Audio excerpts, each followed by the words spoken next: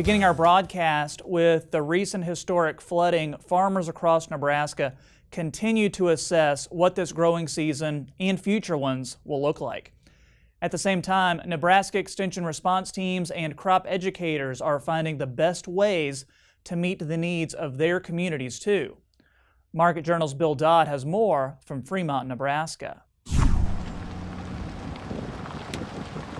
I never imagined, this first incident within my role, it would be as large as it is, of course, which is a really big challenge. Ashley Mueller and her husband Nathan have witnessed the devastating impacts from the Nebraska floods since the very beginning. The first few days after the flood specifically, so we were, where I live in Fremont, we were basically an island. And so Nathan Mueller and myself were called in by the local emergency manager to help assist in the disaster response. The Muellers work for Nebraska Extension, based out of Dodge County. It's an area the flooding hit extremely hard. 44% of the land area in the county is in a floodplain. That equates to almost 150,000 acres. We don't have a real good estimate of that yet. I think we'll learn that as the spring progresses, and we'll see what land can be worked on and put back into practice. But there are some acres that are going to be permanently lost in Dodge County, specifically along the Elkhorn River. As the weeks have passed, the concerns of many producers centered on getting their fields in shape for the planting season, whether that's this season or sometime down the road.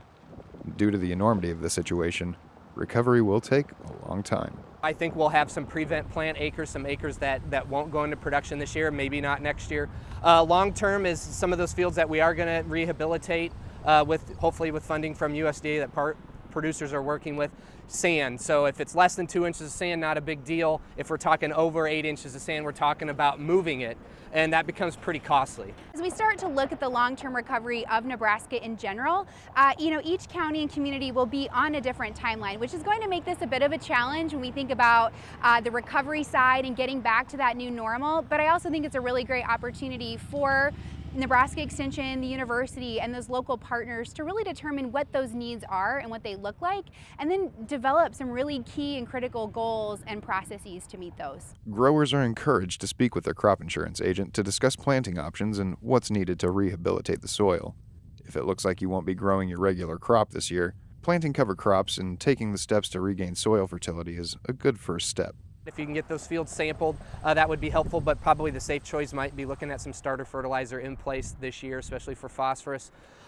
Long term, just building that system back up, both on the microbial health and soil structure health. When we have feet of sand deposited, or even if it's several inches and incorporated, we're changing the soil texture, we're changing how water flows across those fields. They may have been land leveled before for flood irrigation in the past, and now they're not level. And for those that will be able to get into the fields, this season will still prove to be challenging from every angle. Those are going to be logistical issues that farmers are going to have to deal with, besides infrastructure issues on their farms, from their lanes to loss of grain bin storage, their main house.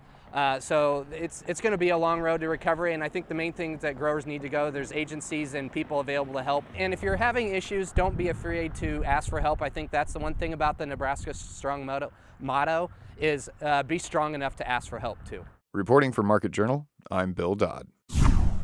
Ashley also wanted to stress the importance of volunteering and donating after a disaster like this. She says it's a good idea to donate responsibly. That means checking with your local extension office to see what's needed.